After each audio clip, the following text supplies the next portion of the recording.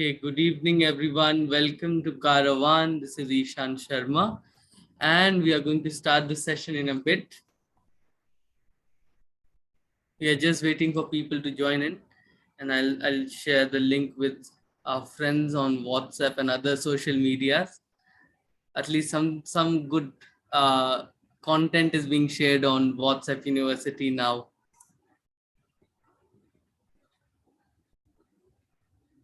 So we'll wait for a couple of minutes before we start.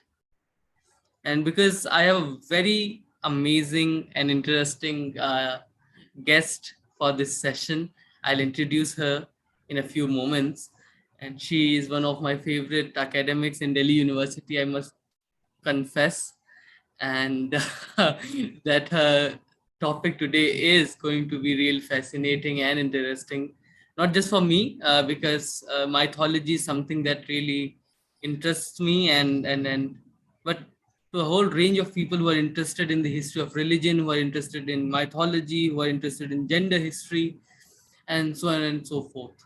So yeah, people have started to join the stream. Hello everyone, welcome.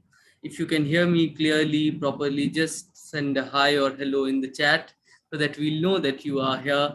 You can hear us quite clearly.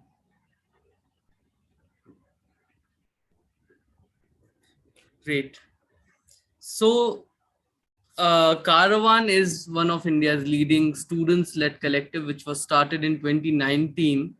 And since then, we have been trying to establish a dialogue between the past and the present, and historians and scholars and the public. So there was this need to bridge a gap which existed between scholarship and people at large, and between history and people who are living in current times, who kind of take what goes on WhatsApp history as history, WhatsApp University as history, and do not really bother to read. With that aim and with that dream of sorts, we started our journey, and we are about to complete 2 years on this 4th of April, 2022. And we will be celebrating that, of course, very soon. And in this journey, we have had the honor of hosting 250 historians and scholars, and also filmmakers and artists from all across the world. And we have had some fascinating conversation, very enlightening and very refreshing conversations. And this is one of them. And the title today, Shiva and Shakti, Scriptures and Sculptures, I think does not need any introduction.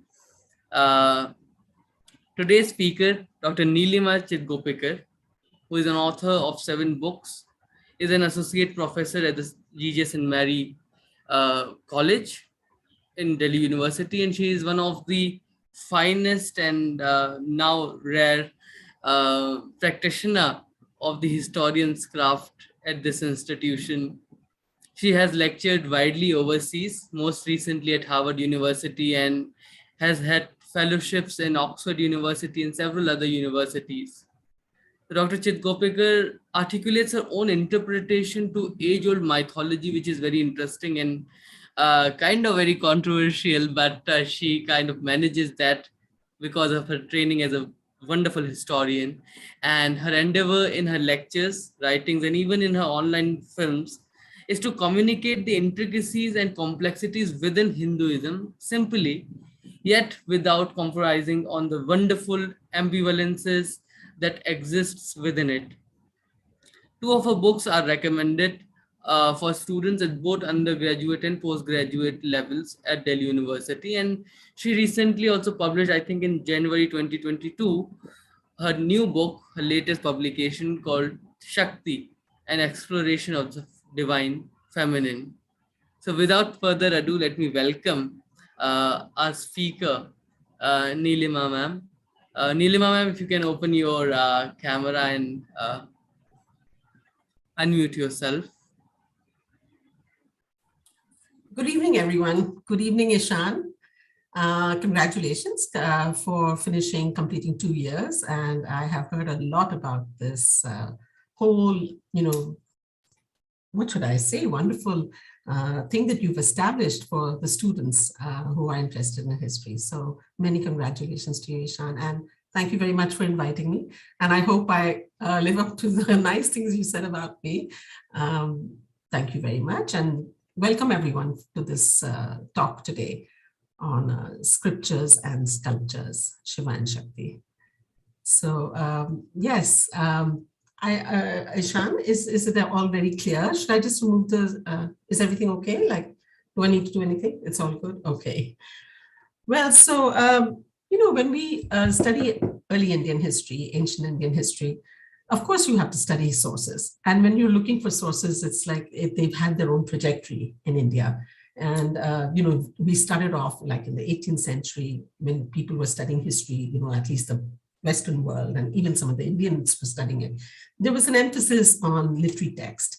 Then it went on when the inscriptions, when the deciphering of the scripts took place, and it was more the inscriptions along with the literary text. And then there was archaeological data when excavation started.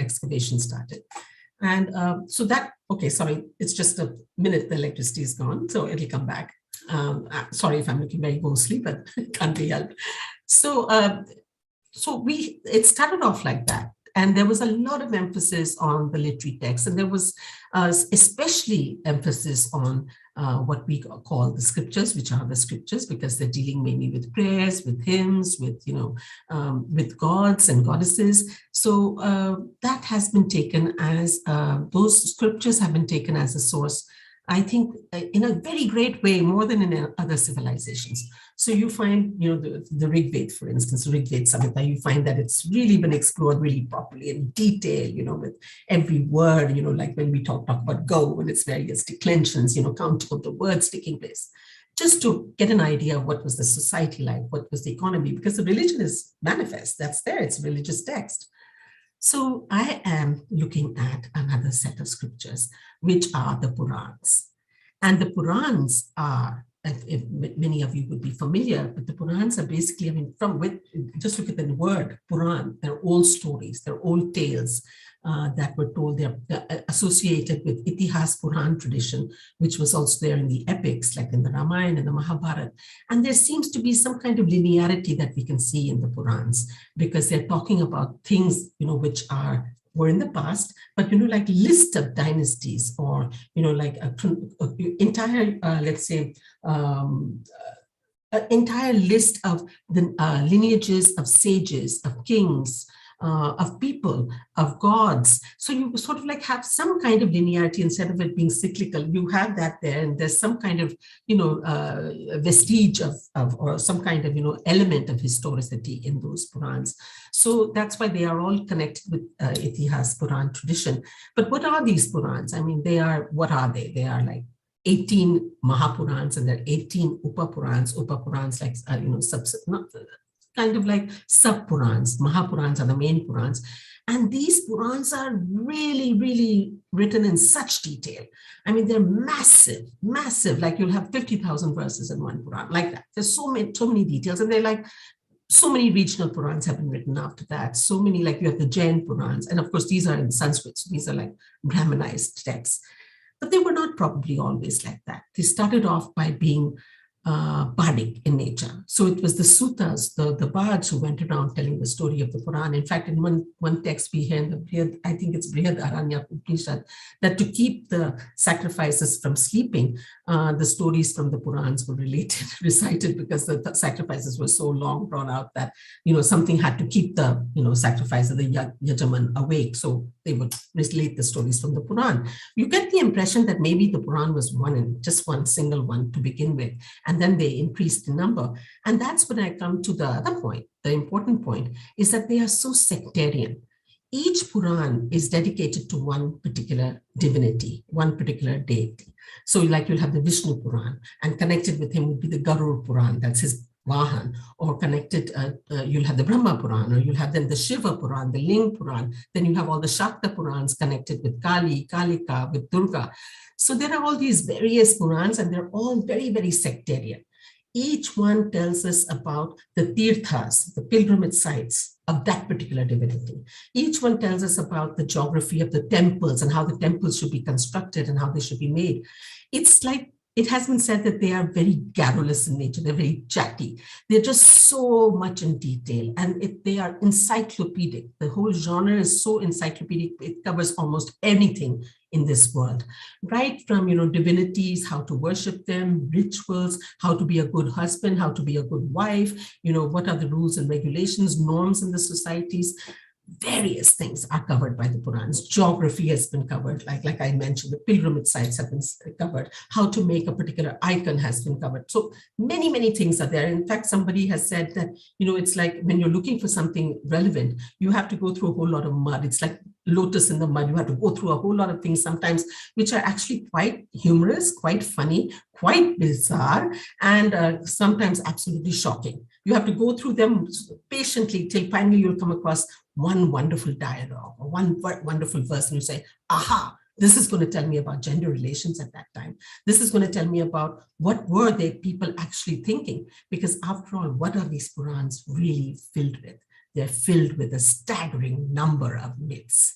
So what I am looking at today is mythology. And because there's so many wonderful in that lush landscape where you have so many different things, the main thing that stands out for me are the myths. The myths are sometimes beautiful, sometimes sublime, sometimes bizarre, and just absolutely eye-catching. You just wonder about them. But just a little bit before I go into the myths, I just want to say that where the Purans are concerned, we historians, all the students of history, we're always looking for, okay, what is the chronology of any text? We always want to be able to fix the date.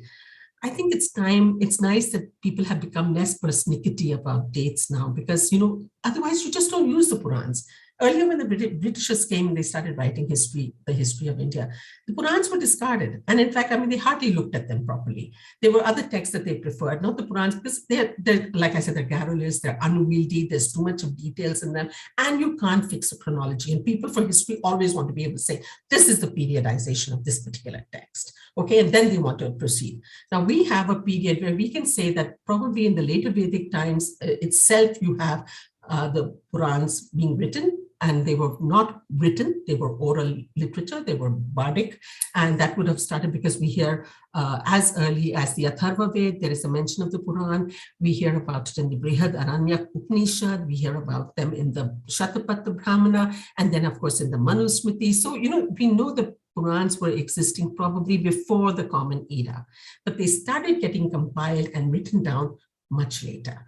The dates vary from 200 CE right to 1200, 1300 CE of the Common Era. So that's a very long, like Romila Thapar said, let's look at it, these not as a specific date for them, but look at them as a big time span, because they're covering time spans, not just one particular specific date. Nothing can be said about any of these Purans, though many historians have tried, right from Rai Chaudhary to Pajiter to Wilson, they've all tried to give, R.C. Hasra, they've all tried to give a chronology to the different chapters, and many of them have been very sensible, just like many historians have tried to give the geography, because you want to know where were they composed, where were they compiled, what region are they talking about? So you get to know a lot about it. This is about Varanasi, this is about Haridwar, this is about, you get to know about different places when you read them. But chronology is a problem. And so it's better not to think about that and instead use them like I did. I did not bother to think, oh, this is not relevant. I just looked at the chapters and found something that would be reflecting people's urges, inner needs, inner dreams, illusions, delusions, everything. I looked at that and I used that. And I said, okay, this is what's happening in literary sources. Is there a cohesion? Is there a commingling with the archaeological sources, that is sculpture, in this case, sculpture? Can we see that there's a commingling between the two of them? Is there a cohesion between the two of them? Can we say what we see in the Purans, can we see that in sculpture? That was my main endeavor. And I did find that when I was studying the areas of central India, vastly, broadly speaking, Madhya Pradesh, I did find that there was a correlation. And that is what really excited me when I started writing and doing my research. And that is what I want to share with you today. Where the authorship is concerned, again, there's a bit of a problem. They have a divine origin that we are told in the Purans itself. It's said again and again.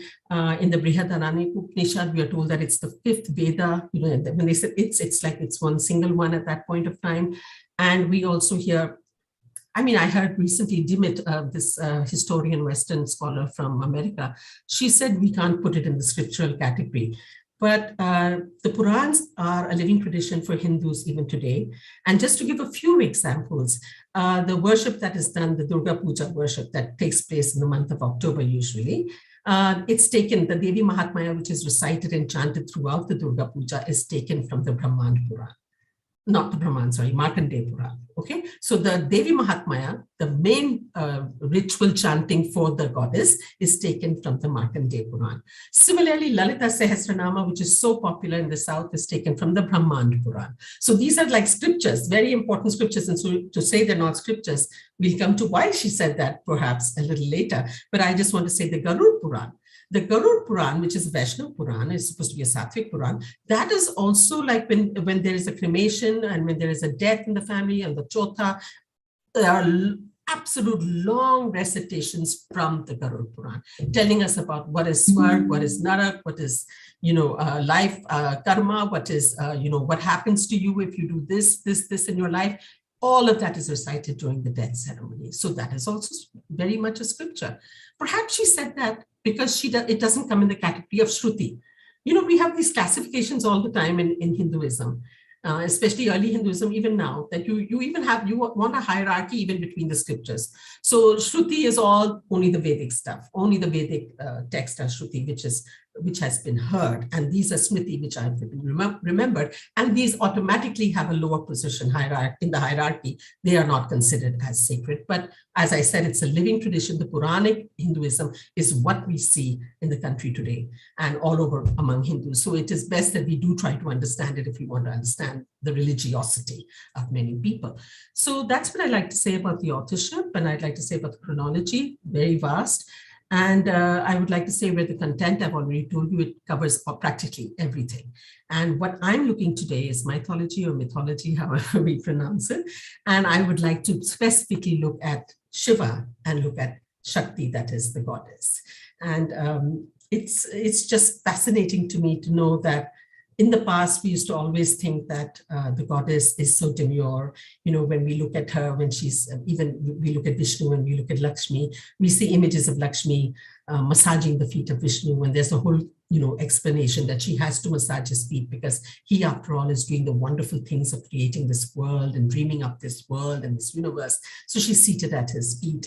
So we see images like that. When you go to the mountains in the Chambal Valley, you see these images of Vishnu, tall and stately looking, and little tiny Lakshmi between his feet. You see things like that and you say, okay, very patriarchal world. Hinduism is just full of patriarchy. And, this is the way we women have been looked at, even where our goddesses are concerned. And then you come to Parvati in the Purans and you say, aha, what is this? I cannot even believe the kind of myths and the kind of repartee, the kind of anger, the kind of outspokenness that she shows when she's having dialogue or her thinking with Shiva. And so I'm going to now show you one by one. I'm going to go to the sculpture. My lecture will continue as I'm showing you the lectures. So let's just do this, Ishan. I will share.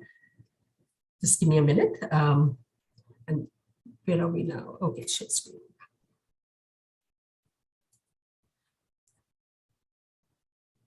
Okay. Ishan, I've shared it. Can you see it?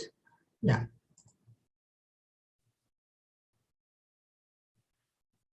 Okay, so I'm going to just go over them. The ones that I'm going to just briefly talk to you about is, for instance, this particular image of Shiva, just to show that he was an independent divinity for the longest time. And you can see him here. He's Urdhva with the erect phallus. This is from Sagar, Madhya Pradesh, dated as early as 6th century. And it's just to show how independent. He has no image of the goddess. And we find many of these of Shiva before he was married off. And then you see images like this of Durga, who was also a powerful divinity. So what I'm trying to say is that he was powerful, she was powerful, both in their own right. And at some point of time, they both were married to each other.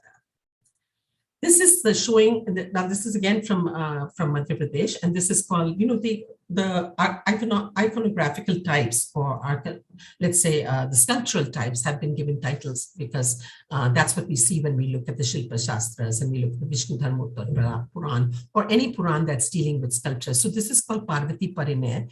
And I just briefly want to talk about the wedding of Shiva. So when I was reading the Skand Puran, I was amazed to find that Shiva is admitting to Vishnu that I need to get married, but I got married to Sati. Sati was his first spouse, who unfortunately had a very unfortunate death. And he said, I was married to Sati, and we never did any rites properly. We didn't follow any rituals, because he says, hey, I don't know the rituals. I don't know what to do. So can you please come and conduct my wedding, and can you do something about it? Now, here you see the whole idea when we say that Shiva is what used to be a marginalized god. Some people like to put him as a tribal divinity, no, I'm not, no judgment there, just to show, I'm using it as a heuristic device, as that he was an earlier, god before. He was not Brahmanized to begin with. He was an outsider, even in the Vedic corpus, you see him like that. So he's sort of like saying that I don't know what these rituals are about. I don't know how to get married. And he's indicating that he may have done something very wrong. And that is why his first marriage had to end in such disaster and such tragedy. So we find here that if you look over here, there's, okay, something's happening here. Ishan? Yeah, thank you. So we find here on the left, holding on to that little kumbh over there, that is the image of Vishnu. And then you see Brahma there with the three heads sitting there. So all these gods are there helping Shiva with this particular day, Parvati Parinaya, the day that they get married. Can we have the next slide now? So this is also called Kalyana Sundar Murti. And again, it's showing the wedding of Shiva and Parvati. All the Kalyana Sundar Murtis will be showing the wedding where she is supposed to be coyly holding his hand, and they have probably done the feras already, and she's a bit tired and he's holding her hand, and this is what they're showing. Merriment with the elephants there and everything. Next one, please. Okay, so this I just wanted to show. This is a Meenakshi temple in Madurai. I wanted to show you, I wanted to first tell you that, okay, let me just give a little points here. Shiva and Parvati get married, and they go off to the Himalayas, which is the abode of Shiva, as we all know. And they're there for so many years, in God years, it's like thousands and thousands of years. And in the Purans, there are these long descriptions of how they entertain themselves. And I found that so modern, like we're told that they pluck flowers and they decorate themselves with flowers, and they're into aquatic games. So they're, swimming in the rivers, in the ponds, in the lakes. They also have very deep discussions, like intellectual discussions, where he's asking her about the agamas, and Parvati is asking Shiva about deep philosophies, and they're having all these discussions. They're sitting there, and I was amazed to see certain sculptures of the two of them depicting those, the togetherness of the two of them. Broadly speaking, these images are called Uma Maheshwar Murti or Gauri Shankar Murti, and they are basically showing them in a scene of togetherness where either he's embracing her and sometimes she's embracing him, which I'm going to show you. And so another thing that they do, they go on the Nandi. And Nandi, as you know, is the Vahana of Shiva. So they go for long rides on the Nandi. And you can see this image here from South India, in which they both are seated in this manner. Now, it's a little significant. This is what you'll see most of the time. Now, I want to show you what I found in Madhya Pradesh. Can you see the next one, please? Okay, see this. Now, this is from Bheda Ghat, circa 10th century, Jabalpur. And it's very rare to see the goddess sitting astride like this on the Nandi. I mean, this is the way. I mean, otherwise she would be very uncomfortable sitting like that. If the animal is moving ahead, she'll just topple off, right? But even in that particular image, even Shiva was seated like that. But to see her sitting astride like this with her legs wide apart, in a very comfortable position. I found this very interesting because this is in the Chaunsat Yogini temple. The Chaunsat Yogini temple, Chaunsat Yoginis were also goddesses who have a tantric affiliation, perhaps a more egalitarian view of women, perhaps. And then this kind of depiction is then shown, and it's not shown very commonly. And in fact, when I was doing a book on Durga, and I wanted to show this, and I said, I want the goddess Durga to be shown seated on her Vahan, which could be any kind of, feline creature, a lion, tiger, whatever. I said, can she sit astride? And my publisher said, no. that is not acceptable. So eventually they made her sit in that very uncomfortable position and completely covered her thighs and legs, nothing showing. So it just goes to show how orthodox we've become, conservative we've become compared to even this time in Madhya Pradesh, 10th century. Next one, please. Okay, here's another one where you can see how they both are seated on the Nandi. This is something that is a little bit more common. Next, please. Yes, this is just the loving, embracing Uma Maheshwar Murtis, where the two of them are sitting. And I like the way she's got her hand around his shoulder. Usually the males are shown more demonstrative. But Parvati is seen, and once in a while I've seen Lakshmi do that, but usually Parvati is seen doing this, and I find it utterly charming. I'll show you why in the next sculpture. Here again, I've collected all of the ones in which she's got her hand around his shoulder. Next, please. Here are the two of them. It seems like they're having a conversation. And you'll always have the Nandi there with him. And you'll find in the middle, there's this creature dancing, and you can see some of his ribs. So this is Bringi, whom I'll bring up when I talk to you about Ardhanarishwara. Next one, please. Again, here's the two of them, just the loving, embracing coupledom. That's what it is. Yes, next, please. Yeah. Next.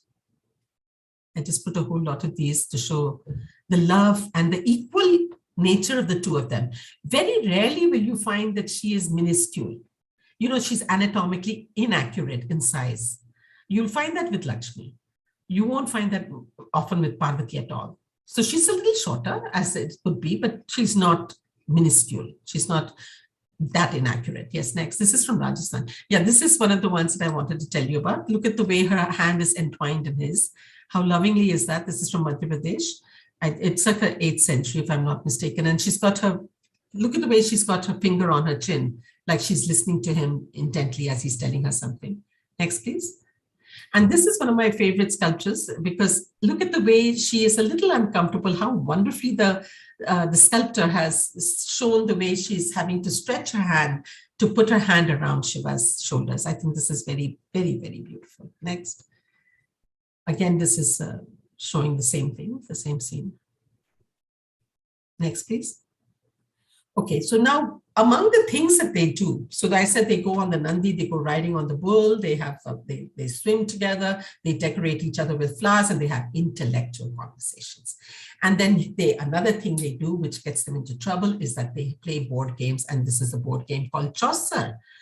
Some historians feel that chess came from Chaucer, but they're here playing the Chaucer. You can see Bringi between their legs at the bottom, and you can see Nandi also there, and Ganesha. And so this is something that they do regularly. They play Chaucer. Now, in most renditions, in most stories about the game of dice, in English we can translate it as dice. The playing of dice between Shiva and Parvati, Shiva inevitably wins. And Narad is there behind him. Bringi is there behind him. He has all his cronies sitting with him, egging him on, telling him, oh, you're invincible. You're the greatest god of all. This is written in the Purans, the various Purans, like the Skand Puran, the Vayu Puran, and the Padma Puran. And we find that Parvati just plays and she accepts her defeat. Now, I want to make a point that she also was a very powerful divinity who was brought into the household of Shiva. Maybe she was also a bit trifle reluctant, like he was maybe reluctant to be a family man. Maybe she was too, because we see a lot of the murmurings, a lot of utterings and mutterings on her behalf in the Purans, which I'll be coming to. But anyway, here they're playing Chaucer. And I'm very happy that they show this here in the sculpture. There are many, many, sculptures showing them playing Chaucer, because the Purans are talking about it as well. So there's this cohesion therefore between sculpture and scripture. And what happens in this particular Skand Puran, we find that Shiva starts losing the game. And once he's losing the game, Narad and all try to distract Parvati by telling her again and again that you're cheating. And she gets really angry, but she doesn't say anything to that. And eventually she wins the game. And she, in anger and sarcastically, she tells Shiva that now I have won the game. Now, take off your, as a wager now. You put all the things that are dear to you, take off the moon from that head of yours and give it to me. So he takes it off and she annulates it. That means she pierces a hole in it and she wears it as an earring. Then she looks disgusted at his snakes, but she knows he likes them so much. She said, give me those snakes. She throws them on one side. Then she says, give me this, give me this. She kept on taking one by one. She started taking all his things that are dear to Shiva.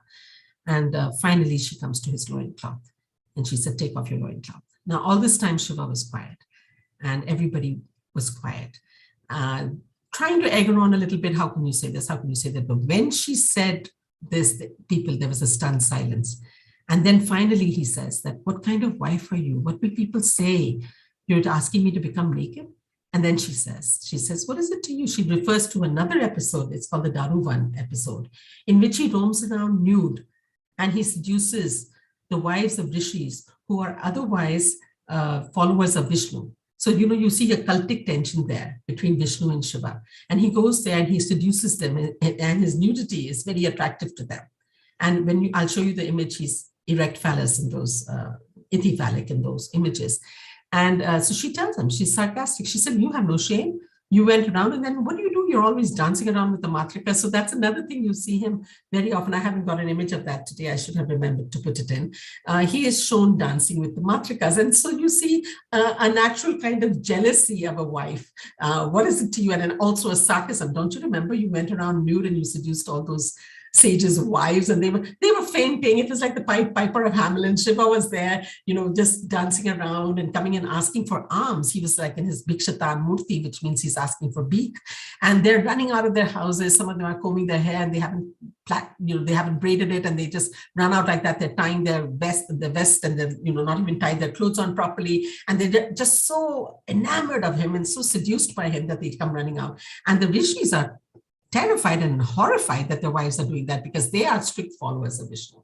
So then there's this whole dialogue, where Shiva tells them, that we all are born naked, gods are born naked, sages are born naked, everyone is born naked. What's it? Look at truth, look at reality, and they go into the whole philosophical discussion behind that. And then after that, they start following him. So it's like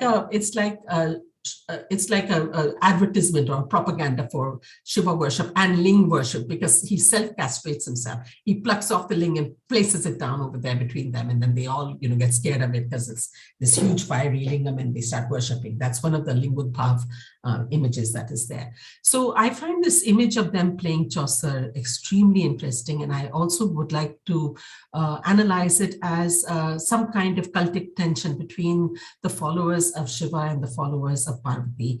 She was no doubt a very powerful divinity. We know her as Durga, we know her as Kali, and now she has no desire to become subservient. And now and then, just here and there, we will see that image of Parvati in the Purans. Can I have the next one, please? Here's another one of them playing Chaucer. You can't see the board here, but apparently they are playing Chaucer here. Next one, please. Yeah, this is I think in the 1600s, and they're playing Chaucer. And apparently this is where she is showing her anger, that why are you accusing me of cheating, and I'm winning the game. Next one, please.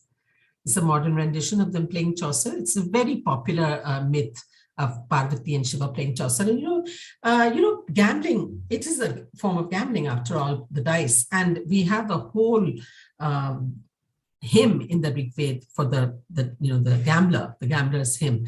Gambling was always a part of Hindu culture, Hindu religion. And we know about Mahabharata, what happened there. And it was all, it was all the whole game of dice. And it is believed by historians that perhaps in the earliest times, land was distributed between different people in the tribe by the throw of throw of the dice, and then different lots were given to people. That's one way of looking at maybe the importance of playing this game. And the second one, maybe just it's a game, it's gambling, it's the lure of gambling, which all gamblers would be knowing about. Next one, please. Okay, this is just a calendar art. I just wanted to show the Shiva Parvati to you, Shiva Parivar to you, calendar art, which you would be very familiar with. Skand Kartikeya is missing here. In the north, we find that a lot of images in calendar art don't have Skand Kartikeya, they just have Ganesha as their son. Next, please. This is one where you will see Skand Kartikeya. He seems to be sulking over here because, as you can see, Parvati is nursing Ganesha. And Shiva is shown, it's really quite beautifully done. Shiva is shown there with his Damru and with the Nandi. And all the time, they make it a point in the images to show the various Vahans. So you have the tiger here, and you have the, the mouse, Musaka, therefore Ganesha. So it's always, the Vahans are always close by, and I think that's a peacock there near Skand Kartikeya. Next, please. So this is Ardhanarishwara image of Shiva, and this is also from Madhya Pradesh. I think it would be circa 8th century, Bilaspur region, if I'm not mistaken. And as you can see, the Ardhanarishwara, as you know, it's the image is half Shiva and a half Parvati. The Parvati will always take the left side, and again, you have the hierarchy in the body parts. The left side is considered less pure, and the right side is always pure. So it'll always be that way. And mostly always, not always, but mostly always. So we find that I looked and looked and looked in the Purans to find some kind of reason why they became, why Shiva had to become half Parvati. And I didn't find it, but in Gopinath Rao's book, Hindu Iconography, Elements of Hindu Iconography, he had a folk tale there, which was explained to me, the whole image of Bringi there constantly between Shiva and Parvati, and also gave me a good explanation. And it's also a beautiful story, which I would just like to quickly tell, a beautiful myth. So Shiva and Parvati both being, again, it's showing the cultic tension, this myth, this particular myth. Shiva and Parvati both are very powerful divinities. They're standing there in the hall. All the worshippers are coming and circumambulating them, the best way of worshipping any divinity. They circumambulate them, they bow down to them, and they go away. And then comes a very pugnacious follower of Shiva, who only and only loves Shiva and is a bhakt of Shiva and will not look at any other divinity. So he comes, and this would be the time when Bhakti movement was becoming very strong in India, perhaps. And he comes and he just circumambulates Shiva and goes away. And that really enrages Parvati. Instead of taking it, lying down, she gets really angry, and she's not a demure kind of person at all. So she gets angry and she goes off to do penance. And, the more severe penance you do, you're going to be granted all kinds of boons, whether you are a demon, whether you are a goddess, whether you are a god or a sage. Everything will be granted to you. That's part of the Hindu religion in the past, in all the Purans. So she goes ahead and she does this penance, and Shiv says, "What do you want?" She says, "I love you so much. I just want to be half of your body. Join me and let me be half of your body." And the whole idea behind it was that Bringi will then have to circumambulate me if I am part of Shiva's body. So he says, yes, you've done such wonderful penance. Okay, fine. So he becomes Ardhanarishwara, and she's conjoined with him. So then again, they're standing in the hall and all the worshippers are coming. Bringi comes and he does not circumambulate because he does not like the fact that Shiva has become half woman. He refuses to worship Parvati in this manner. He instead does his penance, becomes a bee. Bringi means bee in Kannada, not in Kannada only, but also in Sanskrit. He becomes a bee, he becomes a beetle, it could be either one, and he pierces a hole in the body between Shiva and Parvati and only circumambulates Shiva. So what does this show to us? This myth is, besides being funny and declaring to us how wonderful a bhakt Bringi was, it also shows us the tension between the followers of Shiva and the followers of Parvati. And it is wonderfully shown in sculpture, because very often you see the image of Bringi. What happens is Bringi is then cursed by Parvati, and it was a belief that the woman's part in giving birth, she gives birth to the child's blood and vein and flesh. So she said, "I curse you so that all your veins and blood, and your flesh will disappear." And the male is his semen is supposed to give rise to the bone structure of the child. So she curses him, and he just becomes a bag of bones and literally collapses on the ground. And so what happens then is Shiva, out of his mercy, knowing that this one loves him so much and is such a devoted devotee, he grants him the boon of a third leg. So very often you'll see, it's almost comical, you'll see this creature with his ribs showing in the sculpture and with 3 legs, so that he could support himself. Otherwise on 2 legs he was not able to. Can we have the next one, please? Yeah, that's also an Ardhanarishwara image. Next please. Calendar art of the 2. Next please. Next. This I just put in because I just wanted to show that Ganesha, it's very charming the way, how children like to imitate and mimic their parents. And Ganesha and this is my, my interpretation, psychological interpretation of this, that, he wanted to be like his father. So he also becomes Ardhanarishwara in a way. You can use it in quotation marks. He becomes half woman. Next, please. This is Bringi with his 3 legs. You can see the rib cage and you can see his 3 legs. Next, please. Bringi again. Next.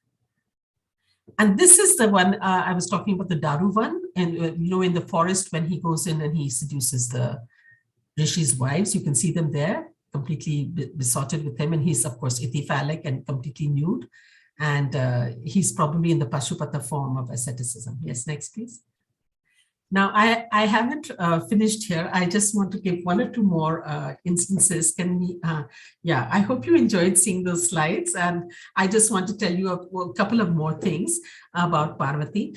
She is amazing about, her maternal instinct also. All the time we hear in the Purans and in this folklore and in stories, because, women should be told this, that you should have a strong maternal instinct. So we're told that Parvati is dying to have, she's longing to have a son, and that also a son. Okay? So constantly in the Purans, I kept reading that Parvati wants to have a son. But Shiva is not into it. He says, I don't need a son. Why do I need a son? I never was born. I never will die. People want sons so that, they can complete the rituals when they die, and then, they will be reborn again and, things like that. He said, I'm never going to die. I don't want a son. So she goes ahead and she does what she wants. We are told she makes a putla and she creates Ganesha parthenogenetically without the help of her husband, right? But when I was reading the Purans, I found instances in which Parvati is not even once saying that she wants to have a son. Why she creates Ganesha is because her ego is bruised. And why is her ego bruised? Because she says, look at them. She's telling her friends Jaya and Vijaya, look at these people over here in the Shiva's household. They just stand around like portals for him and are so subservient to him. We don't have a single one we could call our own. So it's not that she's saying that I want to be a mother. She says, I need my own person who will be there to guard me and look after me. So I'm going to give birth to a child, nothing to do with the maternal instinct. And the second instance that I found very interesting was, we are told that, there's this whole thing of interrupting the lovemaking, the intercourse between Shiva and Parvati. We see the gods in a kind of buffoon kind of image, because first they all get together and say, we need to bring Shiva and Parvati together. They have to have intercourse, they have to get married, because only an offspring of theirs will be able to destroy Taraka, who is creating mayhem in this universe, right? So then they bring them together, the 2 of them, poor things, get married, and then they're making love. And then we hear many things.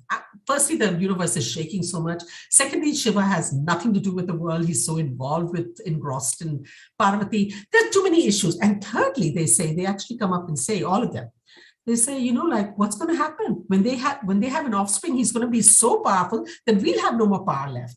And so they say, let's interrupt them. And they go and interrupt them. And we are told Parvati is so upset because it was before conception could take place, right? So she curses the gods and said, none of you will ever have children. Okay, and they don't. Okay, this is the reason you will not have children, because you interrupted us in that moment when Shiva was going to, we were going to have, you interrupted our coitus, and that is it. Okay, now that's what I heard in most of the Purans. And then I came across this wonderful verse in which she says, I'm cursing you, Agni, because they were all of the gods, Agni, Indra, Vishnu, they were all going there. I'm cursing you, Agni, because you have interrupted me. You have interrupted me before I could reach sexual satisfaction. And you are a wicked-minded one to do that. And I was stunned by that dialogue in the Purans. I said, my God, nothing about having a child. It is her sexual craving that has her sexuality that she's talking about. Now, sure, she's a goddess, but who's writing these verses? It's the people who are writing these verses. Can we think that there are people like that, who actually women like that? Are they reflecting society? How are they writing these myths?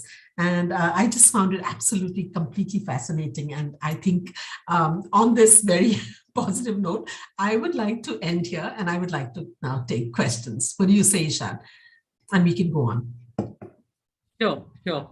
But the last bit is very interesting, and that makes me bring the first question to you because how do you differentiate myth and history when you study mythology? That's a big question because the kind of narrative that you talked about today might many people might find that offensive in their own wisdom. So how do you see that connection? Yeah, it was amazing because when I was doing my PhD, that's when I came across all these verses and I used them in my first book. Maybe that because that was an academic book, it was published by Munshi Ram Manohar Lal, maybe people didn't pay attention to it. I have said all these things in a much more graphic way, right? And then I did a book that was meant for everyone. Penguin brought it out. And my publisher, he used to keep on, my editor used to keep teasing me, Nilima, has your house been burnt down? Because he said, the things you've said, you're in trouble. But he published it and I did not. That was in 2008 and the house was not burnt down. And I don't think, maybe people don't read my books. I don't know. Those people don't read my books, or maybe because everything is footnoted. So I'm not just speaking like that. I'll give you the exact page, exact verse from the Skand Puran, from the Padma. A lot of it is taken from the Padma Puran. And yes, I forgot about one very beautiful one, which I wanted to tell you. When they're having this exchange, because we also have this whole thing of black and white color, fair-skinned people and black people. So after they made love, Shiva tells Parvati one time, they're just lying there after their coitus, and very lovingly. And then he just goes around and he tells her, he says, look at your body. It looks like, I'm so white, I'm so fair, and you look like a black female serpent entwined around a sandalwood tree. And she gets so angry. She said, I'm not black. You're the one who's black. You're the one who has got serpents. You've got many tongues. And she gets really angry with him. Now, in most of the other myths, she runs off and does penance and she comes back as Gauri. In this particular myth in the Padma Puran, she doesn't do that. In fact, she says, I'm going away from you because you're a rogue. You're a skull carrier. You go around naked. Who are you to tell me that I'm black? And she said, in any case, you're called Mahakal. So she's punning also on that. I'm not Kali. I'm not black. You're Mahakal. So how dare you call me black skin? So again, you get a reflection on this desire in very ancient times of white skin and not dark skinned people. And that Parvati could have possibly belonged to the Aboriginal section or to a different set of people who were more on the darker side. It shows us various things. And the second one that I wanted to just mention, this whole thing of couples fighting with each other, and then he says, you're acting like your mother, you're acting like your father. And there's this instance where they're fighting with each other, and he actually tells her that you've got all your father's characteristics have been transferred to you. And her father was Himalaya mountain, his name was Himvan. So he said, you are unfathomable like the mountains. You have a hardness in your heart like the stones of the mountain. You've got thickness from the thickets. You've got crookedness from the rivers of the Himalaya mountains. And you can't even be used. You're like the snow. It just melts. And he said, you're just so useless. So this is the kind of, poetic fighting and bantering that goes on between the two of them. I find it very nice that Shiva doesn't just go off in a huff and silence her, but they have this interaction with each other. And then she gives it back to him and said, I'm not crooked. You're the one who's crooked, and you did this and you did that. And they go into the mythological sphere, and she takes out these instances where he's behaved very badly. Yes, sorry. Ishan. No, that's very fascinating. And for people who don't know this, Ishan is a name of Shiva. So it's an epithet. Of course it is. Ishan is. There are 1,000 names. So many of our male names have gone there. yes. Yes, but this also makes me question that all these conversations are very, though these are very modern terms, like feminist or progressive or, smashing the patriarchy. All these are very modern terms. But how do you see that word now through these lenses, using these modern terms and implying those concepts on scripture? I just want to show that there was a variegated society even at that time. I mean, maybe it's too far-fetched to say, there was gender equality, but I would like to say that there is this image of a woman. So, albeit she's a goddess, okay, but there is an image of a woman. There's an image of a man, that is Shiva, who have a kind of, they're coexisting in a kind of egalitarian way, in a kind of modern way. Look at their dialogue. Look at the way they're depicted. Look at what happens between them. I would like to think that religion shouldn't be there just for the faithful, the ones who have faith. It should be there also to make a comment and commentary on society. And we should be able to look at it and say, yes, this is what our religion also had. Not just the demure goddess or the very patriarchal male god. I mean, that's how I would look at it. I would not fight for it being like a feminist thing, but I would definitely think it's part of our society. It's part of our culture. It's part of our religion. And I think that it's good to know. I'm very sad that we don't have Department of Religious Studies, but I think that it would be very useful for people in India to know the good, bad, and the ugly of Hinduism, because it's got everything there. Yeah. Yes, yes. And all these were written, the scriptures were written largely by male writers. Yes. So, So you have to know that there are Brahmins who are writing it. They took it over from the suttas, from the bards, and then they utilized it. They realized that having this history, having control over history was very important. So no longer was it oral; it was written down, and the Brahmins utilized it as a wonderful vehicle to bring in all kinds of cults, which they kept on remodeling and bringing them, because it was redacted. All the Purans were redacted again and again and again. So edification of people was taking place, entertainment of people was taking place, and the Brahmins' hegemony continued through the Purans. So the Purans are very important for the Brahmins, and they're taking in all the different cults and the cultic practices and the norms and the ideas of all these different people as they're moving into the Indian subcontinent and encountering new people. yes, and another wonderful point that you made in the beginning of the lecture was that let's not get into the chronology bit too much, which often we kind of engage ourselves into, but rather look at the other points, Yeah. looking through those scriptures into the society Yeah. and Yeah. how the background was of those scriptures. We have some questions for you in the chat. I'll read the chat for you Okay. now. Okay. So Vani is here. Vani says, so good to see Dr. Chitgopekar. Hi, Vani. And Yantra Kala says, very interesting collection of images. Dr. Smita Sehgal is here. Good Okay. evening. She Hi, is Smita. a great scholar of Delhi University and history. Yes. She says, what does Ardhanarishwar imply in terms of history of sexuality? Yeah. Yeah. So, I mean, one place I read that, sexuality, firstly, they can't have sex when they're both on both sides. So that is just a funny thing that I read about it. But it implies androgenity. It implies, the whole image of there being this, and the idea of it being that, again, a Jungian idea of there being every human being, male and female, have the male and female side in them. So they both, all of us have the male and female side. And this is sort of like telling us that both the sexuality should exist. We should be aware of our male side and men should be aware of their female side. So I would think that was it. A lot of it, a lot has been written about showing gender equality. And then the idea was put forward. I think it was by Ellen Goldberg, or one of them. She said that it's not actually fair because Shiva's name comes up in Ishvara. But when you say Ardhanari, Nari is not the goddess. Nari is just a woman. So how is it good for the goddess? Her name is not even there. It's Ardhanarishwara. Ishvara is, of course, Shiva. So you still have him as the higher one there. And then she's given the goddess is given the left side, which is not the favorite side, not the sanctified side as much as the right side. So yes, I don't know if I was able to answer that, Smita's question. Yeah. Sangamitra Rai Burman ma'am says, absolutely amazing topic has been touched upon, very enriching session. I think she's your colleague at JMC. Yes, she is my colleague. Thank you, Sangamitra, for attending. Thank you very much. Yeah. And Krishna Sampath says, can we equate Shiva or Parvati, male-female divinity, to Radha or Krishna? Was it Shiva Vaishnavite equivalent of the male-female divine unison? I don't think we can, because firstly, Radha Krishna were not married to each other. So here, Shiva and Parvati are very much a couple in the sense of they had a wedding, they got married, but Radha Krishna, I don't think they could, because I don't really know much about the mythology of Radha, but I don't know if she's outspoken when she's having these exchanges with Krishna.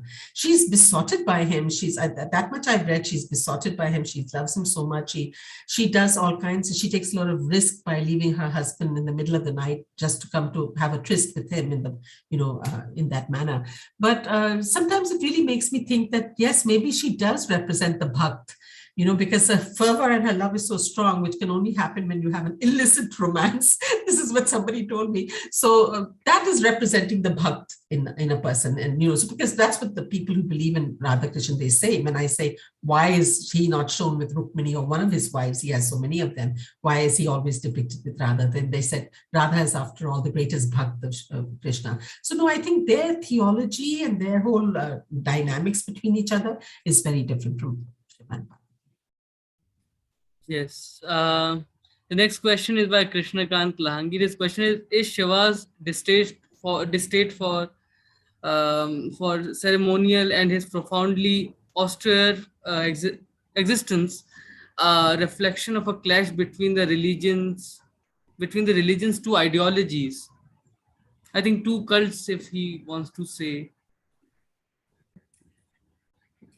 Shiva in his very being shows a person who is completely, marginalized and is an ascetic, doesn't care, profoundly doesn't care what society thinks about him, totally an autonomous being. And then you have Vishnu in his silken robes and, definitely not, autochthonous, with the snakes and things like that, just, with gold and all the way he's dressed up, even in the temples. So Shiva definitely represents a different set of people. Maybe those who lived in the mountains, maybe those who came down to the hills, came down from the hills from time to time. And perhaps there were actual people like that who went around with the trident, with the trishul in their hand. And, even now, what I find very interesting is even now, over the centuries, Shiva didn't get dolled up. He didn't change. He is essentially still shown, with the tiger skin or elephant skin wrapped around as his skirt, and bare-chested, and with the snakes and with the jata mukuta, like the ascetic, in the ascetics garb. So he represents those people, who want to move away from the norms of settled society and the grihast. Yeah, he represents that. A person who wants to meditate, who wants to be away, who wants to take off. A kind of autonomy that Hindu culture did not give to people as such. You had to be part of a tribe. You had to be part of a clan. You had to be part of a gotra. You couldn't just take off whenever you wanted to. That's what renunciants started doing in India. They started, in the Indian subcontinent, they started, just renouncing everything and going off, because at least there they could exercise their autonomy. So I don't know if I answered that, but that's what I wanted to say. There's another question from Krishna Sampath. His question is, a historical or sociological reading, does it easily reconcile with normative and render mythology too reductive?